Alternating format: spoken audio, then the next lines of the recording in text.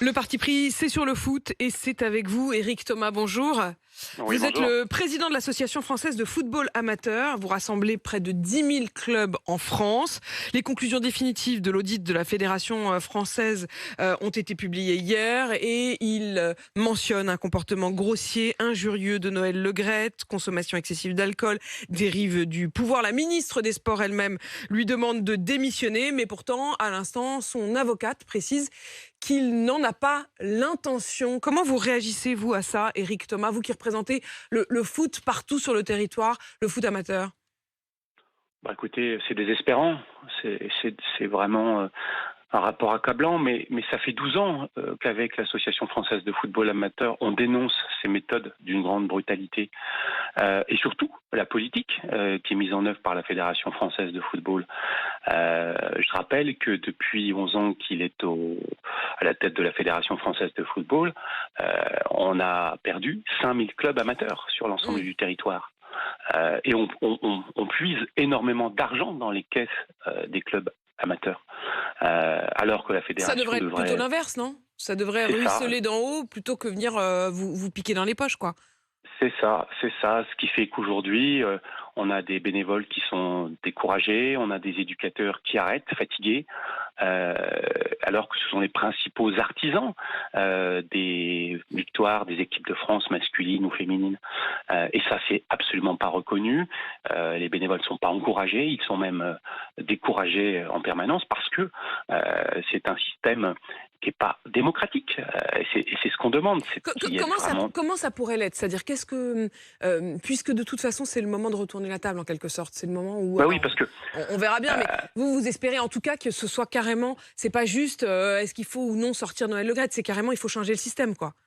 c'est exactement ça, vous avez pointé le sujet, c'est pas un homme, c'est l'ensemble du système qui est totalement opaque, totalement verrouillé, antidémocratique. Nous, ce qu'on demande, c'est la démocratie, que les acteurs du football, les bénévoles, les Que vous, éducateurs qui font... que les présidents de clubs amateurs, que ceux qui gèrent les équipes sur le terrain soient consultés, voire même qu'ils aient un droit de vote?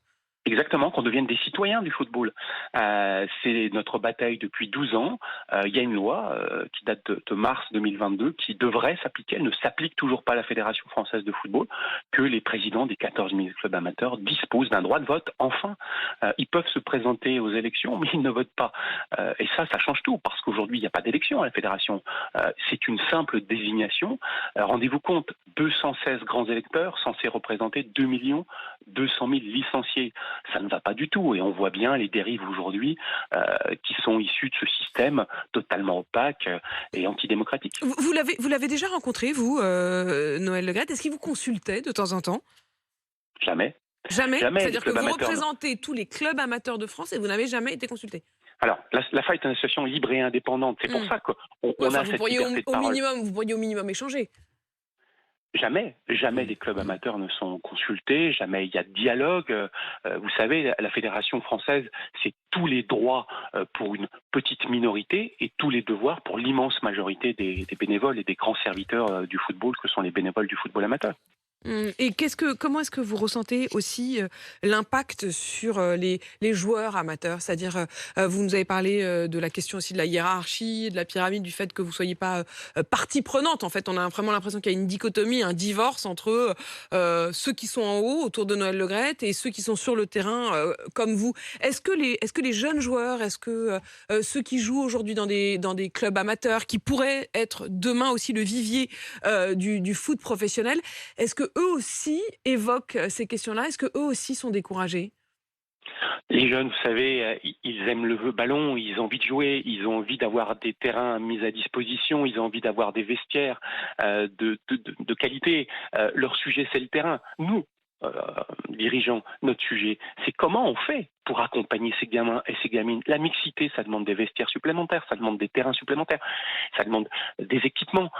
Et il n'y a pas d'accompagnement de la part de la Fédération française de football. Je vais prendre un exemple. La Ligue de football amateur. Elle Oui. n'existe pas, c'est une coquille vide.